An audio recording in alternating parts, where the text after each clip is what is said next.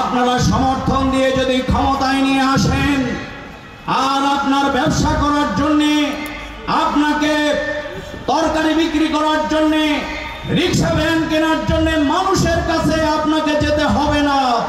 যাকাত ভিত্তিক অর্থ ব্যবস্থা কায়েমের মাধ্যমে প্রতিটি বাড়িতে বাড়িতে বাংলাদেশ জামাত ইসলামী সকল মানুষের অধিকারকে নিশ্চিত করবে ইনশাআল্লাহ।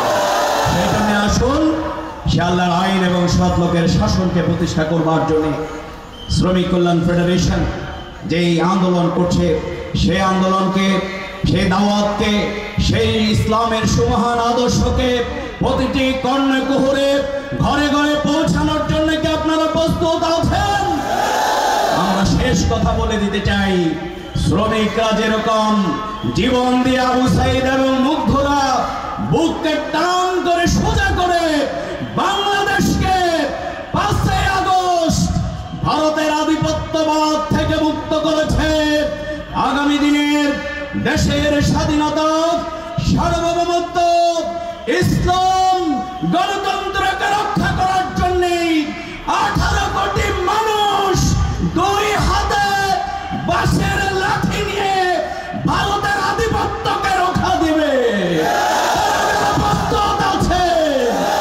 তাই রক্ত চক্ষু দেখে লাভ নাই। আমাদের স্লোগান, আমাদের অধিকার আল্লাহর আইন এবং সৎ লোকের শাসন, আমাদের অধিকার আল্লাহর কোরআনে রাসূলের নেতৃত্বে প্রতিষ্ঠা করেছিল। আজকেও সে আদর্শের পতাকা তলে সামিল হয়ে সবাইকে মানুষের অধিকার, ছাত্র জনতার অধিকার এবং বৈষম্য বিরোধী আন্দোলনের যে স্লোগান ছিল, আসুন তার বাস্তবায়ন আমরা ঘটাই। আল্লাহ তাআলা আমাদের সবাইকে সেই তৌফিক দান করুন। আসসালামু আলাইকুম।